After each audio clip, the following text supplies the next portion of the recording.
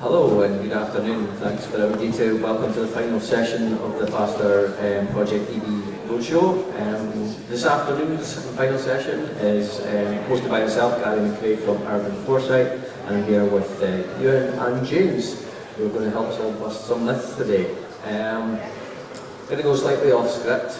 My first question, and ask why are we still busting myths some 12, 13 years after the industry started, and probably those who have been involved that long were having these discussions. Why are we still, I think it's absolutely vital, but why are we doing it? I think a lot of that comes down to media, whether it be mainstream, social media, and there's a lot of people opposed to it. You know, there are people out there who, generally men, who like their exhausts, their gearbox, their rev limiters and all that sort of thing, and they feel that electric vehicles have no soul. So they're hell-bent on making people believe all the wrongs and the troublesome life that you can have with an EV are true to life. So I think that's a big player in it. However, it's getting more and more sided towards pro-EV, I feel, because the media's got to a point now where some of the articles are so ridiculous. They're so out there that even maybe Daily Mail readers are looking at them and thinking, okay, that's a bit far-fetched. That can't be right. So I think the articles which in recent weeks have become much more intense, they're really scraping the barrel for what they're looking for, what they're trying to achieve, and I think that's actually damaging for them as much. So I think that maybe in the near future that will die down and things will start to look better. But I think, to answer your question in short, it's media. And yeah, to kind of add on to that, a part of the issue is that a lot of these hit pieces are classified as opinion pieces rather than actual news articles. So when it comes to like IPSO, Independent Press Standards Organisation, being able to pull them up and get them to issue corrections, if it's an opinion piece, it says opinion, but people are treating it as gospel, and that's where a lot of the issue lies. And then, if it is an actual article, like it's classified as by IPSO as something where you do need to issue a correction, it could be a front-page spread saying that EVs are going to collapse car parks because they're so heavy, and then the correction for it is a few weeks later, page 25, and it's the size of a postage stamp. Absolutely. You may remember the Fiat 500 guy who. And the article started with, I drove an electric car from point A to point B, and it started off with, now I knew range was going to be tight, so I got my gloves on. And you know straight away what the angle of that article is going to be. So me, being very boring, decided I'd work out his route. If he had gone a slightly different way, and I think it was 147 rapid charges, he would have driven past to make that journey. Which is just obscene. So there always seems to be this bias that goes with it. I can't remember what paper that was in. It's probably the Daily Fail. That's great, thanks. Yeah, no, I mean, I think, our job at these events, and people have been talking today, is to keep busting those myths and keep telling the truth about it. So, yeah, we're going to get on to some of the kind of more technical stuff, like a quick fire round probably of kind of some of the myths that are out there and what's the reality behind them. So the first one, are EV batteries full of rare materials, and are we going to run out of them, and we're going to not be able to make enough electric vehicles?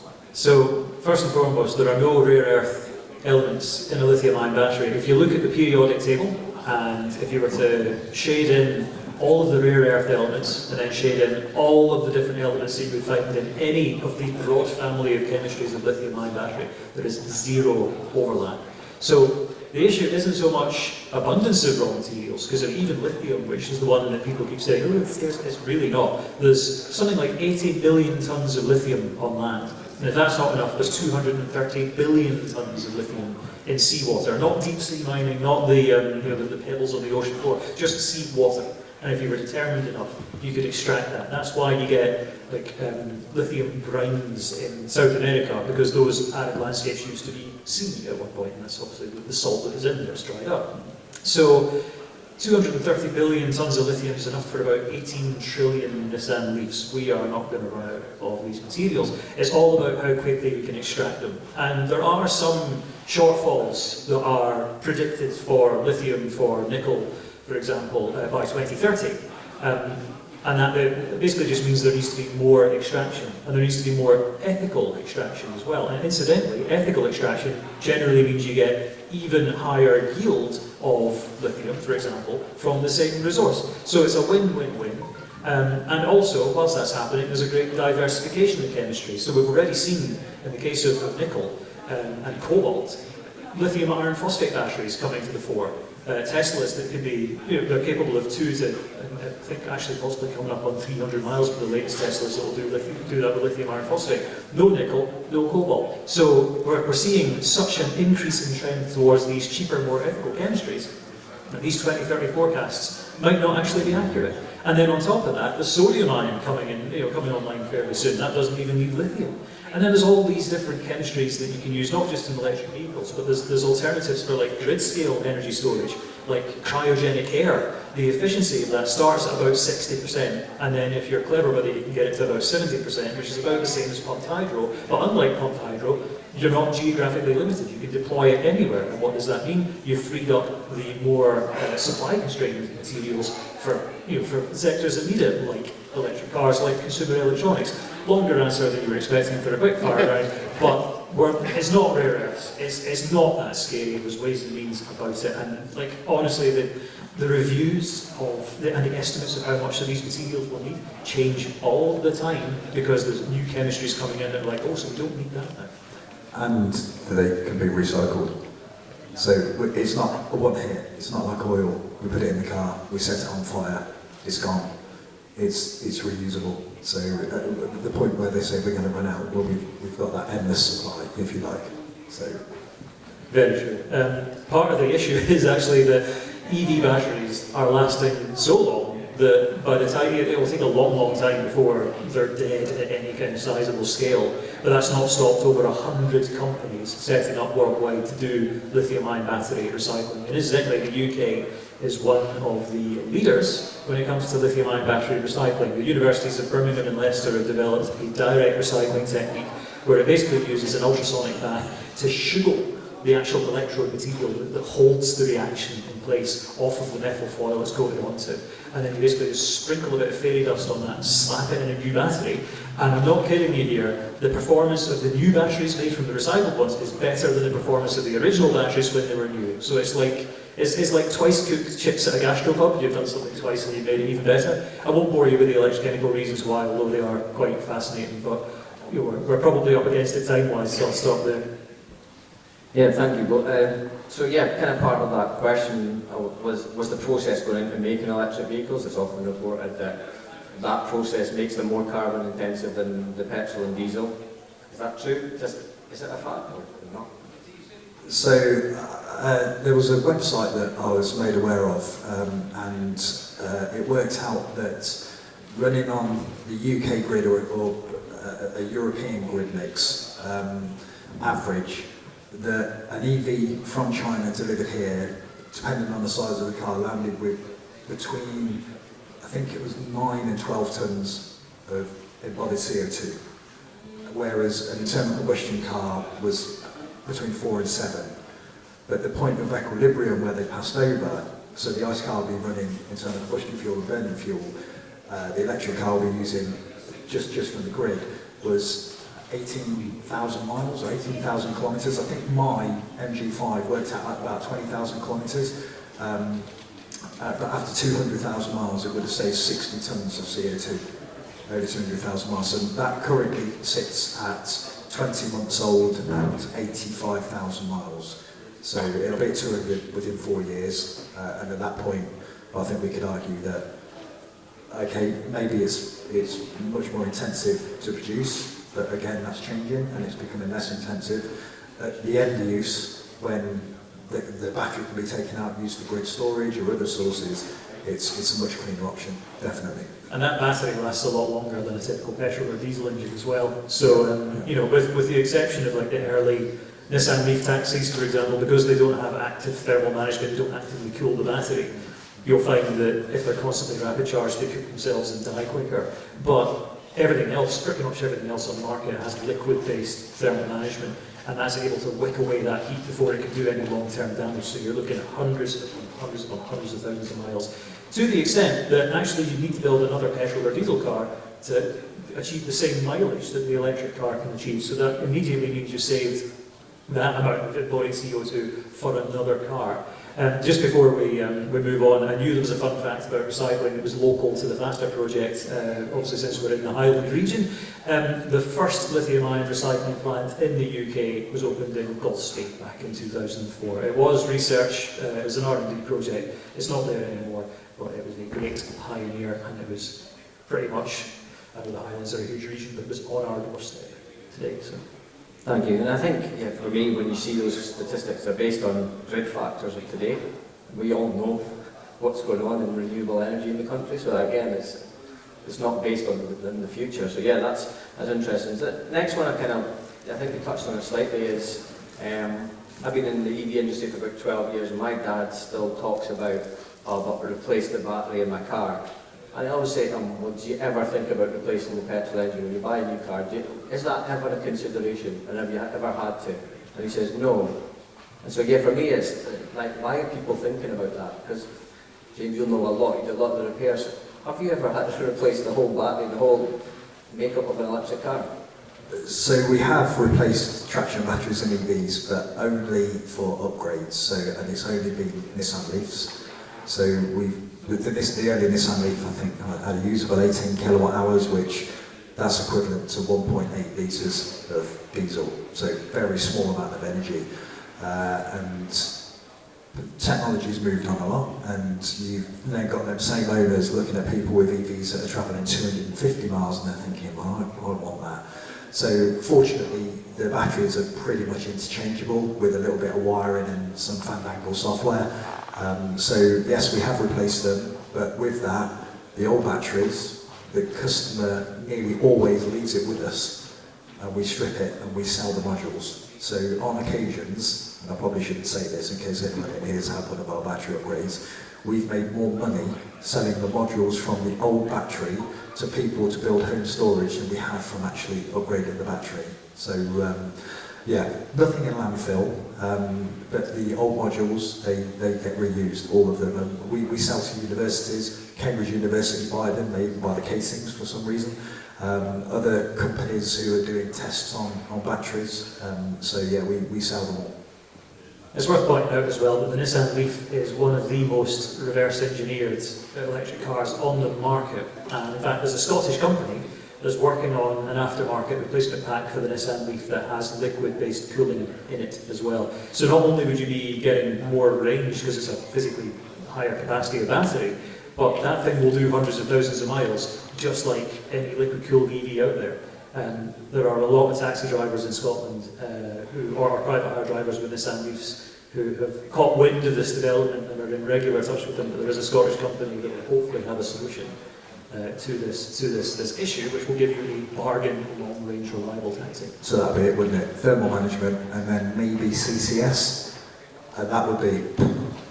Potentially so, yeah. Although with if you put in CCS, you lose the Leaf's party piece, which is vehicle to grid, so you can power your house / depot with the traction pack. Anything is left over, at peak times, and then just charge up on cheap electricity.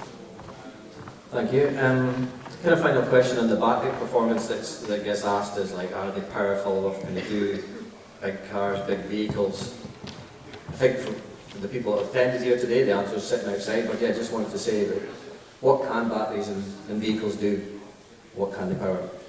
Well, as you alluded to, Ember has a pretty big intercity bus out there. It's not a city bus; it's an intercity bus. So that currently does Dundee to Edinburgh and Dundee to Glasgow and back on one charge, then goes straight onto a very high power charger, charges it as quick as it can, and then it's straight out the door again 24/7. The first ones they've got have clocked up over 600,000 kilometres since 2020. In fact, just coming up on 3 years now that they've been in operation, and the batteries still have about 90% of their original capacity. So, and that's with like a very tough use case. For a very big bus. That one out there has a range of about 240 miles per charge. If it was a city bus, that would be at least 2 days worth of driving for most routes before you need to charge it up again. So yeah, that's one example, but you can also power trains. ScotRail's going to be getting in battery-powered trains to deal with the parts of the network that are partially electrified. They're only going to use hydrogen in the most extremely remote areas, so probably the likes of the far north line from Inverness to Thurso. But even I was surprised when I saw the plans they have for battery power, and just how versatile it is. And there's also electric ferries as well. I mean, the Future of the Fjords in Norway is a passenger ferry that very silently glides through the fjords, goes to these sort of tourist hotspots. There's a crane with this big plug on it. It just plugs in and then unplugs once everyone's embarked and disembarked, and then it goes off on its way again. But there's like big roll-on, roll-off, gigantic car ferries and things in Scandinavia right now that are powered exclusively by batteries. They are a lot more versatile than you'd think. And James, one to you that I hear a lot is, I have a caravan, I have a trailer, I can't tow with electric. Yeah, that's an interesting one, because what people don't realise is that most people tow with a 4x4, XC70, X5, and when you fill that tank like 100 quid of diesel, that's about 850 kilowatt hours of energy usable. And that's how much they've got at their disposal, so they can go tanking off down the country. And there's obviously the refill element, which is, you put into a petrol station, there's no denying that it's quicker to fill a tank at a petrol station with fuel than it is to plug an electric vehicle in. But for us to achieve the same efficiency, the same range, we need roughly a quarter of that. So batteries don't need to be 800 kilowatt hours, because the electric vehicle is so much more efficient in the way that it uses its energy. Batteries are getting bigger, they're getting smaller as well. Solid state batteries, we've got the Chinese now, which are saying, well look, we've got this 100 kilowatt hour NMC battery, but in solid state at the same size, it's now 150 kilowatt hours. And that will further advance. I mean, the advancements are so quick. I don't doubt that there'll be cars in the next 3 to 5 years which have got 250 kilowatt hour batteries in big SUVs, because that's what everybody seems to be buying and selling, which will be towing things around. But there are vehicles that can tow. Most electric vehicles now come with homologation and type approval for towing, albeit not massive things. But the one critical thing is less than 1% of the population tow. So in the grand scheme of things, manufacturers are thinking, well, do I need to concentrate on the guy with a caravan, or do I concentrate on the 99% of the population who this deals with quite well, or do I need to work on that 1%? And I think at the moment, the main issue in terms of pollution is not the guy who tows a caravan to Cornwall twice a year, but actually the 30 million cars that start up every morning and do the school run, drive to work and then drive home and do the reverse. That's where the problem is, and I think that's what they're concentrating on more than anything. Agreed. That said, there are some companies that are working on those people who do need to tow and do need to do off-roading and do need to be as industrial as possible. Your agriculture, your mining and so on. In fact, there's a Scottish company, Munro, that's developed the Munro Mark 1 off-road electric vehicle, available as like a sort of 4x4 or a pickup truck combination. And it is as brutally hench as you could possibly imagine. It is designed such that even the individual headlights can be replaced on an individual basis. So if you're in the Australian outback and you've got limited spares, it's easy to do. It can climb an almost sort of sheer gradient like that because of the way that the front of the vehicle is designed. The range on it is pretty darn good, but the off-roading capability is even more insane, and it can tow 3.5 tons. So that's enough to drag a Land Rover Defender down a wee alleyway, kicking and screaming, and duff it up. And it is being made in Scotland, fully electric, fully capable. Well, the Cybertruck, but what can that say? Is that £5,000 or more? What's that in sensible units? I think it's under 3.5 tons. Oh, okay. I think, because it's like roughly 2 pounds a kilo or something like that. So yeah, that Cybertruck is getting towed down that same scary alleyway by the Munro. But that tech ultimately, we look at it now, we think, oh, it's in a Cybertruck, it doesn't suit me, but it filters down. Everything filters down eventually. So just going back to the batteries wearing out and needed changing. So we service and repair from our mobile service lots of electric cars. And the state of health of batteries is just not something people need to be concerned about, not anymore. The only car that really gave any problems with battery state of health was the Leaf, and for the reasons you mentioned. And like my battery is at 98% state of health, and I don't have any concern about it. So much so that I don't check it now. It's just not worth looking at, because I know what it's going to be and I know that it's fine. But I do see a lot of EVs on a day-to-day basis, and I check them to show the customer, because the customers want to know, and that's pretty much the same there as well. They're all in very good state of health. Yeah, thanks. And I think I'm interested to get your thoughts on this, probably in the wider car industry. We're obsessed by power and range, and you know, you look at petrol and diesel cars of size. I really just go get your thoughts on, do you think once we've kind of conquered range anxiety, that because we're moving to those more sustainable cars, that we'll come back down in size again? Do you think that's going to be a trend? Because nobody needs 200, like the majority of cars, daily journeys 10, 15 kilometres, so why do we need that? It's like the mobile phones, isn't it? They came out and then they went big and then they went small, and now we've gone back into massive screens, and we'll probably go small again. Yeah, I think so. I think there's that element of people that have got so used to driving an internal combustion car, filling it up and seeing 540 miles, and then that'll do them for 2 or 3 weeks, and then they'll refill it. I think that there is a certain amount of people that like that, but then I spoke to people here today who say, well, I've got a car that does 200 miles, and that is well over what I need for all situations. So it's just a bit of a change in the way that we're used to operating, and some people are more susceptible to change. Some people are dead set against it, normally Daily Mail readers. Yeah, I think that, sorry if anyone reads the Daily Mail in here, but I think that with time people will learn to sort of re-educate themselves to that change. And I think as well, yeah, obviously we're seeing this trend towards SUVs as a sort of design/life choice, and it is frustrating because personally I find them profoundly boring unless it is something that is needed for agricultural, mining, off-roading, purposes. But most of the SUVs out there, whether petrol or electric, if they go anywhere near wet grass, they'll just kind of squeak and go into the cab, which is, they're not really off-roaders. But what we're seeing as the ultimate antidote to this in mainland Europe, and it is filtering over here too, is the Stellantis group, so Citroën, Fiat, all these brands, have unleashed the Citroën Ami, which is this dainty little quadricycle, so it's not even technically a car. So like in France, you can be 16 without a driver's license and you can drive one. And it's about 28 miles an hour, the top speed, and it's a limited range, but it's perfect for urban use. And it's been designed in such a way that it is so cheaply made that even the doors are not symmetrical. So they have one that opens this way on one side and then one that opens that way on the other, because it's the exact same part, but kind of just mirrored over, because it makes it even cheaper to make.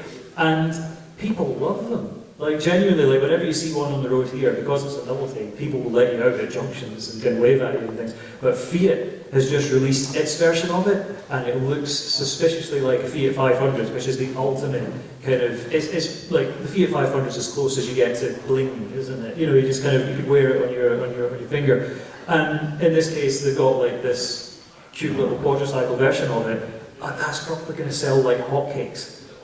And yeah, that will hopefully be the beginning of the antidote to big bloated SUVs, and then we'll start to see more practically sized, smaller, sensible cars. I still miss my first EV, which was a 1999 Peugeot 106 electric with NiCad batteries in it, because that was sensibly sized, it walloped over speed bumps, and it was surprising. I mean, it was only a 20 kilowatt motor, but it beat anything else off the line because of the torque. It was so much fun. SUVs are just dull in comparison, so hopefully we'll see more of that. Interesting, I was talking to a guy at the British Motor Show last week who had one at the same time as you. Who you? No way. Yeah, and I said, oh, I know Euan, and he went, oh, I know Euan. Yeah, and he was trying to do the same thing as you, upgrading the batteries. I can't remember his name. Yeah. Yeah, thank you. So yeah, kind of moving on to the charging infrastructure. So, biggest question, will the energy grid fall down when we all move to electric vehicles? No. So most EVs are going to be charged overnight at home, which is when you get that trough in demand. So there's lots of, I mean, this was covered in an earlier session, there's lots of excess wind power overnight in the UK, and that often has to be paid to be shut down, otherwise the grid will basically blow up because there's too much electricity. So if you can use that, that means you're not having to use fossil fuels in the morning to do the exact same job, or fossil fuels in the evening as soon as you come home and plug in and start charging. You know, if you delay it overnight when you get financially rewarded to do so with the likes of the Octopus Go off-peak tariff, or Chargy for its public charging infrastructure has an off-peak tariff for overnight charging. And I've actually got an episode of my own humble little YouTube channel, Plug Live Television, label to camera, there we go. And I've sat down and I've calculated, like based on an extreme bitter winter's day and a typical sunny kind of heatwave day, if the grid would be able to cope with all 31 odd million cars being electric. And spoiler alert, it can. Also spoiler alert, the National Grid themselves have said it can. And a further spoiler alert, there's over 200 gigawatts worth of new energy generation capacity, mostly renewable, coming on the UK grid by about 2030. We've currently got 80 gigawatts worth, and we never use more than 50. We're normally between 30 and 40. So we are going to cope, no bother. Thank you very much. Next kind of point on infrastructure is, do we have enough? Will we ever have enough?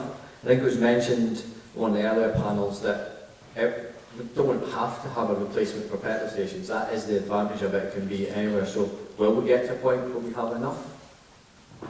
So the infrastructure, I used to come to Scotland and almost breathe a sigh of relief when I used to come here, and because there were charges everywhere and there weren't that many EVs. Suddenly there's been a boom in EVs, and Charge Place Scotland has been awful. It's been horrendous. I'm relieved when I go back to England, because I can pull into a backway services and there'll be 16 charges lined up. I can pull in, contactless, plug in, and I'm away. So I've driven 1,600 and something miles since Monday using the UK infrastructure, and it's been fine. None of that was Charge Place Scotland on my ad. It's only using Osprey, Instavolt, GridServe and Fastnet. I personally find the infrastructure is no problem, but I'm quite experienced in the way that I use it. Like, I know the times when I should avoid certain places, and I know what my car's able to do because I've been driving it for such a long time. That takes a little bit of learning. You know, if you give somebody a new EV, straight away they're going to be, what's going on here? You know, they're not going to know the conditions that it can change, how far it will realistically go, if they drive it hard, if they drive it lightly. And it takes a bit of learning and getting used to. And no matter which way we look at it, you can't just pull off the road into a petrol station, any petrol station, and fill the car up as easily as you can with an internal combustion car. But that is changing. And as installations are going in now, they're not single chargers like they were. They're 6, 7, 8. They're now load balanced, so their charging's quicker. So you don't get 4 cars all charging at a slow speed because they're all charging. You get them; they're able to balance that out. So yes, we do need more in critical places, but we also need to remember that 95% of people with EVs charge at home overnight. So, and I think 63% of owners can charge at home overnight. Or 63% of UK residents could if they had an EV charge at home overnight. So we don't need all that infrastructure that we think we do for petrol, because petrol cars, you have to go to a petrol station. There's no getting away from it. You can't refuel at home, where EVs can. So one of our EVs at home, it only gets charged at home. It never touches the infrastructure, very rarely. So I don't think we need as much as people think we do, but we do need more in the right place. Well, we're definitely starting to see more private sector infrastructure coming in. In fact, at the hotel I'm in Fort William just now, there's one that's basically just come off the pallet and is waiting to be installed, for example, another rapid charger. Yeah, as I say, progress has been made even in more kind of remote locations like the Highlands. But in terms of Charge Place Scotland, it's worth pointing out, obviously there is the charging hub, which is Tesla superchargers and Charge Place Scotland rapid chargers, literally across the road from us just now. The Charge Place Scotland chargers have all been pretty busy throughout the last day or so of being here, but from what I can see, nobody's been having any issues. You know, it's been pretty smooth sailing. So, I mean, yeah, there are a couple of, such as the unique way that Charge Place Scotland works. It doesn't own any of the infrastructure. It's just the kind of the back office that allow the monitors starting and stopping and billing and things. But there are some owners, whether it's local authorities, whether it's private businesses, that do need to get on top of maintaining their hardware. But we're starting to see some interesting situations where the private sector's coming in, and if if like a little cafe owner doesn't have the money to repair that charger, the private sector goes, fine, we'll put a shiny new charger in and we will handle all of the billing and everything, you'll have no cost whatsoever.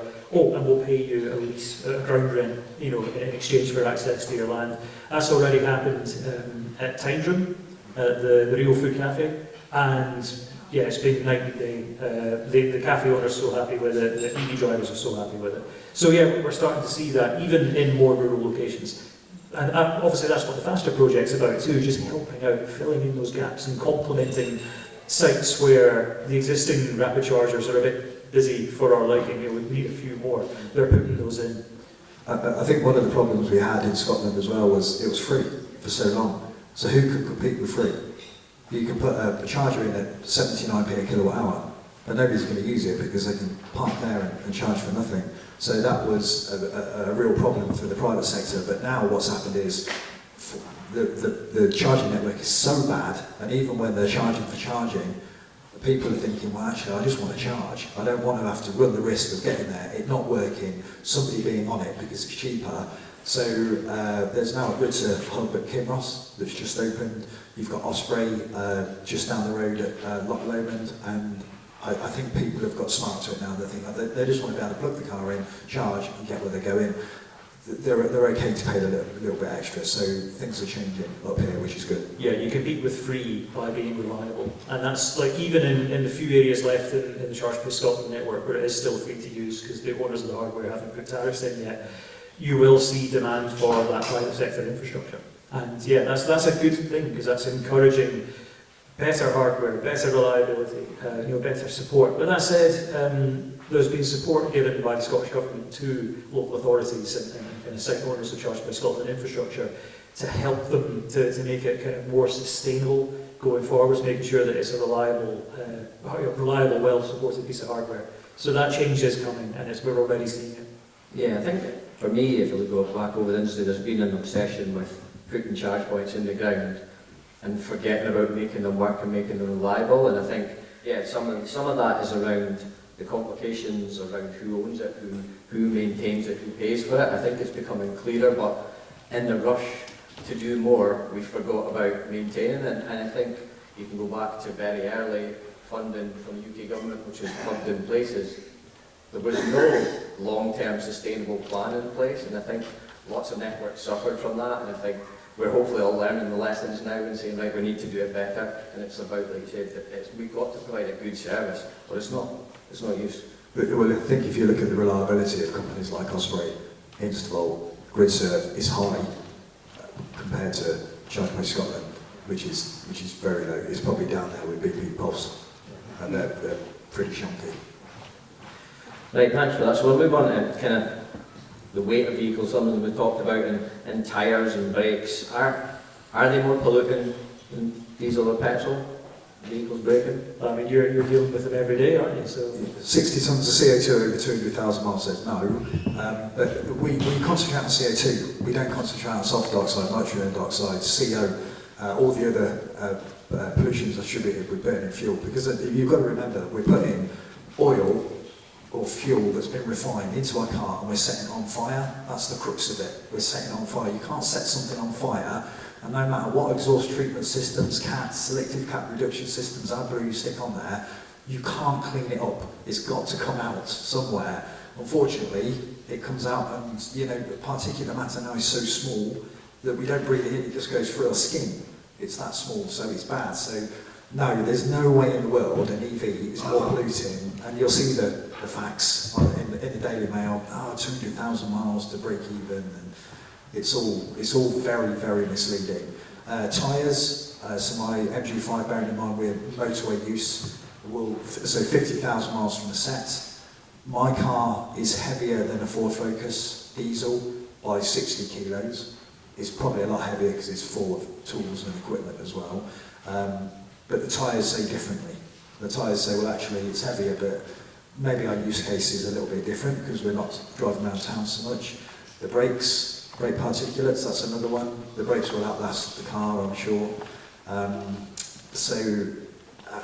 our grid that we do charge from at night is getting cleaner and cleaner and cleaner as we go on. If we go back to the 1980s, I think we were like at the top. Our demand was high, and we were just burning coal pretty much. It was very bad, and if you look at the transition now, that's got cleaner and cleaner and cleaner, and it's come down, and renewables is going up like that. So it's not even close. It's not even a conversation. But unfortunately, it's making into a conversation in mainstream media. So. And in terms of, as you're saying, you know, like tyres and brake wear, the fact that you're regenerative braking in an electric vehicle, so the motor kind of works in reverse and slows the car down and charges the battery. Your brake life in a normal petrol or diesel car is about, what, 40,000 miles, something like that, versus well over that for a diesel. Yeah, I think that's probably about like 40,000, although you'll always hear the guy's got the Mercedes with 300,000 miles and the original everything. Yeah. Oh, sure. There's always the kind of outlier scenarios, but yeah, you're looking at 2.5 times the lifespan for your brakes typically. In fact, to the extent that Volkswagen, for the ID series of electric vehicles, they've changed from brake discs to brake drums on the rears, if I remember correctly. Brake drums are not typically used in petrol or diesel cars these days because they get too hot because they're used that much. But regenerative braking means that for a semi-heavy vehicle, you know, a kind of big bloated, the way the cars have gone, vehicle, the ID series, the mechanical brake is used so little that the brake drum copes with that fine. It stays cool, and because it's a sealed unit, any particulates coming off of that get contained within the drum. So it's a double saving on your particulates. That's one of the main problems we find on EVs is actually the brake seal up. So through lack of use, especially the backs. So I'm regularly hammering brake pads out of calipers, grinding them down and greasing them and putting them back in, and explaining to people that they need to have this done quite regularly simply because they don't move. Right. And the final question for me before we move on: are EVs a bigger fire hazard than petrol and diesel vehicles?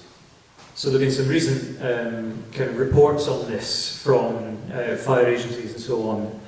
In Sweden, which I think was actually the more pessimistic report than the American insurance company, they were saying that EVs are 19 times less likely to catch fire than petrol or diesel vehicles. We're waiting to get the statistics here, I think. 19 times less likely to catch fire than petrol or diesel vehicles. And what they found actually is that as the number of EVs has exponentially increased, the number of fires has remained the same. So actually the probability is getting less and less and less. And on top of that, I mean, we need to address the elephant in the room, which is your e-scooters and things like that. Those are really cheaply made without the same kind of stringent safety standards that you would get for mass-produced electric vehicles.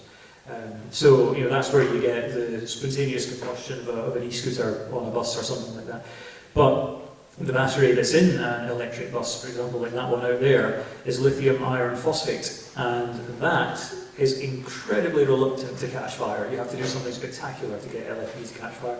It might vent some hot gas and it might go, don't do that again, but it won't catch fire. The newest ones that BYD has brought out, so BYD, Chinese brand, kind of the answer to Tesla. The Atto 3 SUV, the Dolphin kind of smaller hatchback that will be coming out, and the Berlin-built Tesla Model Y, which uses the BYD battery. Those are so-called blade cells, lithium iron phosphate again, but you can drill straight through one that's fully charged, and it gets to about 60 degrees C, doesn't really get that warm, no gas, no fire. Very, very safe. You know, NMC, lithium nickel manganese cobalt oxide, if you do something stupid like drill through it, yes, that does catch fire, but you have to do something very, very stupid to get that to happen. It's exceedingly unlikely that that would happen. And in fact, I just want to correct a myth that's been in the news recently about the container ship of, the cargo ship of thousands of cars that caught fire. There was immediate speculation that it was the electric vehicles on board. One of them must have, the battery must have blown up or something. That was the Daily Mail.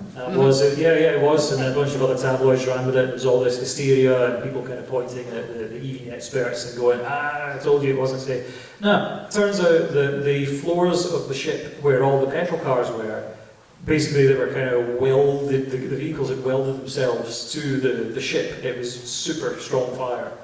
And then the decks where they had all the electric vehicles, most of them were still in really good condition. Like the fire had obviously started in the petrol section, and the electric vehicles, probably if you wanted to, just drive one off the ship and go about your daily life. And my favourite photo is one of a Tesla Model S that's been in a head-on collision with a petrol car of some description, somewhere in Luxembourg. And the Tesla Model S is kind of up on the bank a little bit, looking a bit sorry for itself. And the petrol car is in a fireball. Which one would you rather drive? So, per 100,000 sales of cars, gas fires 1,529, hybrid 3,474, so the worst, electric 25. So that's per 100,000. So do you just have to get back to reporting petrol, diesel fires? Because that's what's happened, that story's become so boring that we've just stopped reporting it, haven't we? But electric's news, we report it. But actually, like you say, if you look at the statistics, it's not there. So yeah, we feel like, we just go back to our first point, the media, why we're talking about this, because we're just not talking about the alternatives at the moment, are we? So I'm going to kind of open up the questions to anybody in the floor. Has anybody got any questions they want to ask the team here before we finish today? Somebody must have a question. Bob, you got a question? Got a question in the front? Yeah, it's when you were talking about replacement batteries earlier on, when batteries fail, why they deteriorate and things like that. I have it on good authority that they don't actually replace the full battery now. They replace the individual cells. So they lift the battery out, identify it with the diagnosis machine will tell them which cell is faulty, and they only replace that cell. So even that, you're not even replacing the equivalent of a full, what would have been a 12-volt replacement battery. You're now just taking that one cell out instead. It's a lot cheaper, a lot more efficient, and in effect the battery itself is going on and on forever. So yeah, that's a misconception. You have to replace the battery. It's like an engine. If the head gasket goes, you have the head taken off, skimmed, new head gasket, bolt it down, and then it's okay. You repair it, and that's the same with batteries. So a new module for a Nissan Leaf 40 kilowatt hour is £272 for that module. So that's how much it is. You'll pay more in labour because it's quite labour intensive taking the battery out and knocking the lid off and stuff. But if you're replacing one, generally you replace two. It's quite inexpensive really. That is certainly how it works, and it pays for the manufacturers certainly to do that. They don't want to replace a whole battery because it costs them. They want to replace the individual cells. So yeah, that's what we do and that's what manufacturers do. Yeah, I mean a battery pack is as strong as its weakest cell, such as the way it's put together. And you'll find that if there is a cell which, despite the fact that there is a meticulous production quality check procedure that all of these cells go through, every now and again there'll be one that's just a bit weaker than the rest, and it might start to degrade that a little bit faster. That's less and less common these days, though. As I say, we're getting so good at this. The likelihood is infinitesimally small. But you may find that it starts to discharge faster than the rest and hits its minimum voltage, which means that the battery management system that controls the battery will not want you to keep driving any further, despite the fact the rest of the cells have loads of energy left in them. And right enough, I've seen Nissan Leaf modules being replaced. It is a bit of a fine art because you want to match the voltages, but there are very talented people such as Cleevely EV, not just saying that because you're sat next to me, they're very good at what they do. And they can do this. And in fairness, there's also HEVRA, the Hybrid and Electric Vehicle Repair Alliance, of which you are a member, of course. So there's some talented garages across the UK who will be able to assist with this. Although it's worth pointing out that, of course, not for something as intensive as having to get the car up on the ramp to drop the battery, but for a lot of other kind of repairs and diagnostics and things, James will come to your house and service the car on the driveway. So Cleevely EV Mobile will bring that electric vehicle repair expertise to you. We're seeing pretty exciting times now. It's got not just very easy to own an EV, but it's easy to service it. And if anything does go wrong, there's some very knowledgeable people on hand. Very briefly, just to expand on that a bit slightly, because we've talked today within a few other seminars about how everybody has to have that joined-up thinking. And there was a report of a vehicle, an EV in Portsmouth, that had gone over a particularly nasty speed bump and had damaged the battery casing. And because the casing was damaged, the vehicle was a write-off. So I think there needs to be a lot more working with local authorities as well to make sure that the roads are fit for purpose. Well, that's very true, but also I think insurance companies need to, and in fact I know for a fact that insurance companies are starting to pay more attention to what sort of damage is cosmetic on a battery versus what's actually damaged. So chances are, if it's damaged the battery casing, like the crash protection structure around the battery is probably more extreme than anything that was around an internal combustion engine. You know, it's a fortress within the car for safety reasons. And as a result, it could be, yes, that the corner's been dinged or whatever, but the cells inside will be completely fine. And you'll get your EV experts will be able to drop the pack, open it up, and have a look in and say, yep, they're all fine, or oh, okay, that cell's been compromised, we'll remove that one, or this module's been compromised, rather than having to write off the entire pack. But yeah, insurance companies are being a wee bit skittish just now, but they are actively learning. They're seeking to learn and improve. Because I mean, for a start, it saves them money to be able to repair little bits rather than write off and replace the entire vehicle. So yeah, definitely an overreaction on the insurance company's point there. Thank you. Final question? I know the speed bump. We live in Portsmouth, so we know the speed bump. It's you know, if you've been over it before, you know which one it is, and you know to slow down. Because if you don't, then your car gets scraped. So many cars get scraped on that one speed line. Anyway, one of my relatives suggested that he saw a YouTube video which had a perpetual motion engine in it, and he could fill it with water, and it would just go forever. And I was just wondering if you had anything to say about that. Bro, do you even science? Like, no. A petrol mower engine? Perpetual? Oh, perpetual? Yeah, Yeah, that's not a thing. Yeah. The laws of physics don't allow that. Yeah. We've got time for one, just a gentleman there, with his hand up. One final question. End the day. Yeah, it's not actually a question, it's more about offsetting the cost of an electric vehicle into the house, into the home, which you've mentioned. Using the batteries which are down, you know, so you can use them, of course, but you also use the liquid coolant and feed it through your air source heat pump, which save a lot of money as well.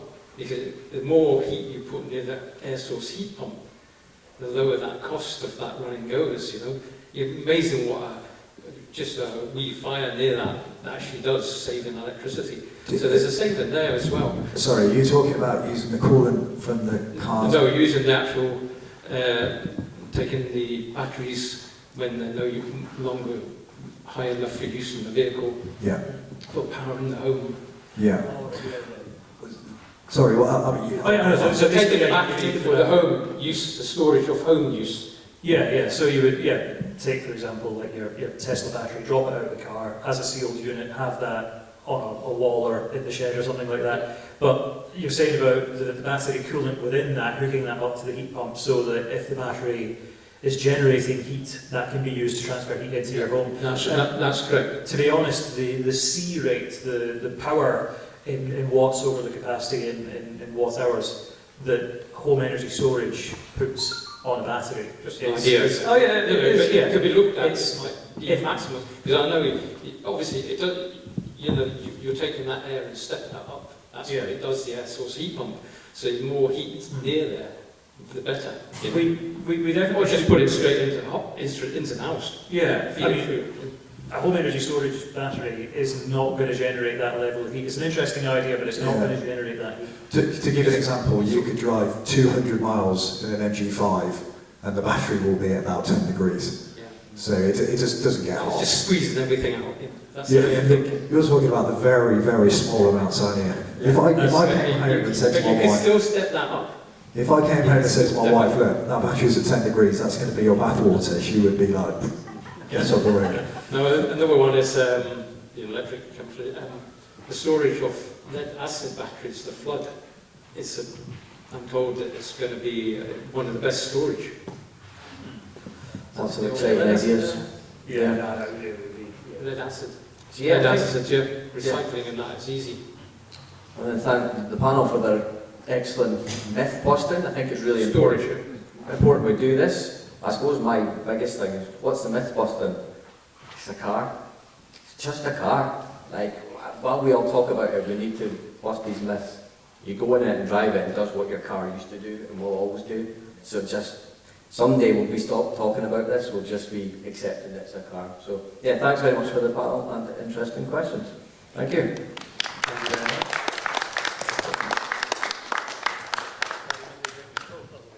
I was going to say, yeah, that very neatly brings proceedings to a wrap, doesn't it? So, well, thank you to the Nevis Centre and to all of our wonderful exhibitors today. It's been great having you all here. And I'm aware that it's an awful long way to come. You can see, obviously, we've got people from as far as Portsmouth and so on. We didn't do this in the Highlands because it would be easy. We did it because it's part of the FASTA project regions, and we wanted to bring this information to local people. And because so often, if you're based around about here, you have to go down to Glasgow, Edinburgh, Harrogate, Farnborough, somewhere like that. You know, somewhere like way down south. It's about time that everyone came to us. I say us, I'm based in Edinburgh, but it's about time that people came to the Highlands, and that's all about what the FASTA project's about, making it easier to own and drive and charge an EV in more, well, also the rural kind of west of Scotland, and also Northern Ireland, which is desperately far behind on charging infrastructure, and the border regions of the Republic, which could do with a bit more too. So hopefully it's been an informative day for everybody. Thank you so much again to the Nevis Centre, to all of our wonderful exhibitors, and to Donal for putting this all together as well. Thank you so much.